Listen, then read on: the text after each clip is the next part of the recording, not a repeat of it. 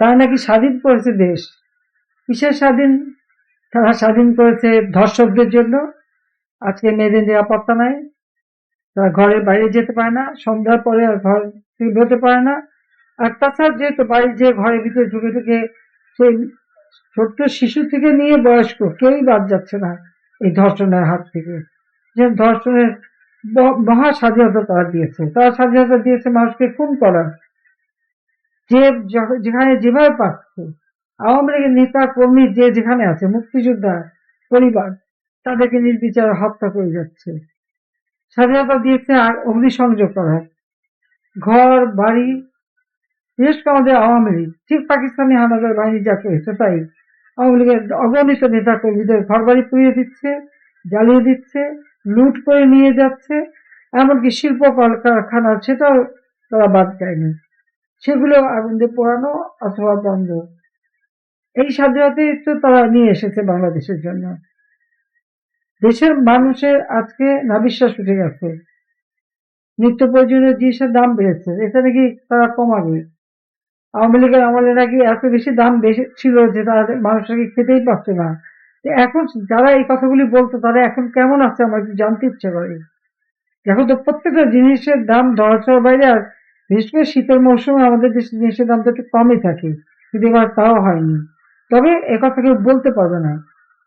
আর আমি থাকতে বলতো যে কি কথা বলার স্বাধীনতা নাই, সাংবাদিকদের স্বাধীনতা নাই, সাংবাদিকতার স্বাধীনতা নাই।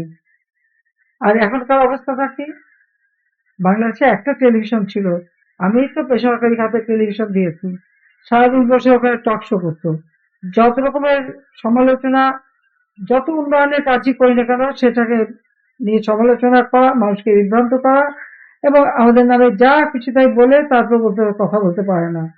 এখন তাদেরকে আমার আমি জিজ্ঞাসা করি সেই সব লোকদের কাছে যে এখন কি তারা খুব স্বাধীনভাবে কথা বলতে পারছেন?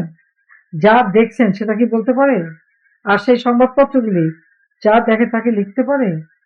প্রতিটি জায়গায় ইউনূস তার এজেন্ট বসিয়ে দিয়েছে, এবং ইউনূস সেন্টারে তার যে ভাড়া করা লোকগুলি আছে তারা যা তৈরি করে দেবে, কন্টেন্ট তৈরি করে সেটাই তাদের প্রচার করতে হবে, সেখানে এর বাইরে কেউ কিছু করতে পারবে না।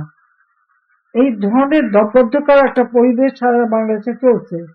আওয়ামী লীগ কি দোষ করেছে আমি জানি না, তারা আওয়ামী লীগের বিরুদ্ধে। ছাত্রলীগ, সে 48 সালে ছাত্রলীগের জন্ম বাংলাদেশের ভাষা আন্দোলন থেকে। এদেশের প্রত্যেকটা অর্জনের পিছনে ছাত্রলীগের অবদান রয়েছে। এই ছাত্রলীগের মধ্যে যারা ঘাপটি ছিল বা যারা বিক্রি হয়ে গিয়েছিল তারাই এখন সমন্বয়ক। ছাত্রলীগের উপর বদনাম ফেলার জন্য এরা যে সমস্ত অপকর্ম করেছে, বদনামটা ছাত্রলীগের কাঁধে রেখে গেছে। আর তারা এখন কেউ উপদেষ্টা, কেউ নানাভাবে সুযোগ নিচ্ছে, কেউ নেতা বড় বড় কথা বলে যাচ্ছে আর শত শত কোটি টাকা বানাচ্ছে। আমাদের প্রশাসন, পুলিশ, এমনকি সেনাবাহিনী, সশস্ত্র বাহিনী, প্রত্যেকের উপরই জুলুম চলছে। তাদের বিশেষ করে অবসরপ্রাপ্ত তাদের বিরুদ্ধে মামলা দেওয়া, পাসপোর্ট কেড়ে নেওয়া থেকে শুরু করে এহেন কাজ নাই তারা না করেনি। এখন আমার প্রশ্ন যে ছাত্রলীগ যদি ব্যান্ড হয় তাহলে একসময় যারা ছাত্রলীগের শেষ সদস্য ছিল তারাও তো ব্যান্ড, তারা উপদেষ্টা থাকে কিভাবে, তারা কাজ কিভাবে, তারা সমন্বয়ক হয় কিভাবে? আর তাদের মুখ থেকে এত লম্বা কথা, আওয়ামী লীগ শেষ করে দেবে, সংবিধান ধ্বংস করবে, সংবিধান পুড়িয়ে দেবে, সংবিধান পরিবর্তন, এসব বড় বড় কথা বলে কোন মুখে তারা? সেটাই তো আমার প্রশ্ন, সারা জাতির প্রশ্ন। বিভ্রান্ত করার জন্য আমি ডিজিটাল বাংলাদেশ করেছি, কিন্তু সেই ডিজিটাল বাংলাদেশে ব্যবহার করে আমাদের বিরুদ্ধে মানুষকে বিভ্রান্ত করেছে, আর তারপর অজস্র টাকা ছড়িয়েছে। আজকে হয়তো অনেকে তাদের ভুল বুঝতে পেরেছে, কিন্তু যে খেসারতটা দিতে হলো, যা হারিয়েছে সেটা কি আর পাবে? যে মেয়েরা, আমি ক্ষমতায় থাকতে সেই 2024 সালের 7 জুলাই থেকে তারা আন্দোলন করেছে, ছেলে মেয়ে নির্বিচারে সেই রাত, গভীর রাত পর্যন্ত তো তারা রাস্তায়, ওই তাদেরকে কেউ অপমান করেনি, কারণ আমি সবসময় প্রোটেকশন দিয়েছি। আর আজকে তাদের কি অবস্থা? তাদের এখন সন্ধ্যা 7টার মধ্যে, সন্ধ্যার মধ্যে নাকি তাদের ঘরে থাকতে হয়। তখন তারা বুঝতে পারেনি যে তারা কাদের সাথে চলছে আর এরা কারা, কোথায় নিয়ে যাবে তাদেরকে, এখন হয়তো বুঝতে পারি। কিন্তু যে সময়টা নষ্ট হলো, দেশটা যে ধ্বংস হলো, সেটা কি তারা উপলব্ধি করতে পারে?